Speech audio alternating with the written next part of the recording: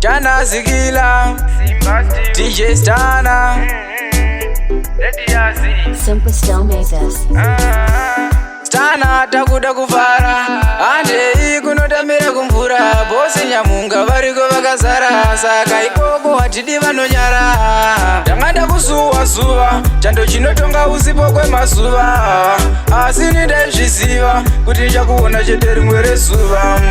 ndangada kusuwa zuva chando chinotonga usipo kwemazuva asi nindaizviziva kuti ndichakuona chete rimwe rezuva ndangada kusuwa ndochipfeka tumasimasi tose ndaivarira vana vachitamba vachimbumura guruva miti yakadonha mashizha ichina maruva mirakuyamita mupoketi haisi mhosva zvimboda madhoketi kunyange vakataura shiti zvemanje manje tisu tiri pahiti ndangada kusuwa zuva chando chinotonga usipo kwemazuva asi nindaizviziva kuti ndichakuona chete rimwe rezuva ndangada kusuwa zuva chando chinotonga usipo kwemazuva asi nindaizviziva kuti ndichakuona chete rimwe rezuva raizomboddarika zuva riripo karichasvika vakaenda kare vazoticheuka zvimoko zvichitamba mudhanze zvakadai mari yangu ndodya kusvika yapera irongo mari chigena mubhonzo zvakadai mari yangu ndodya kusvika yapera ndangada kusuwa zuva chando chinotonga usipo kwemazuva asi nindaizviziva kuti ndichakuona chete rimwe rezuva ndangada kusuwa zuva chando chinotonga usipo kwemazuva asi nindaizviziva kuti ndichakuona chete kuchimurira ndangada kusuwa ndochipfeka tumasimasi tose tandaivarira vana vachitamba vachimbumura guruva miti yakadonha mashizha ichina maruva mirakuyamita mupoketi haisi mhosva zvimboda madhoketi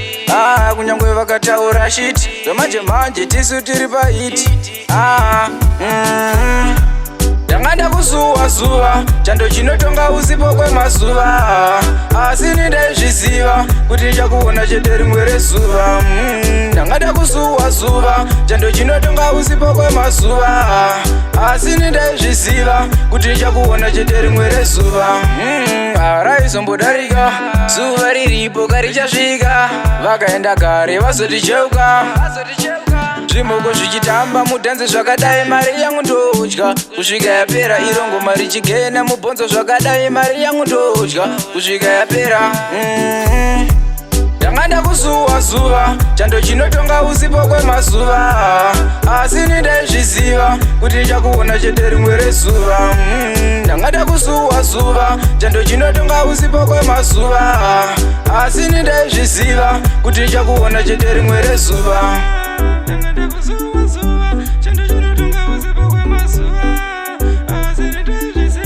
Samaita Records.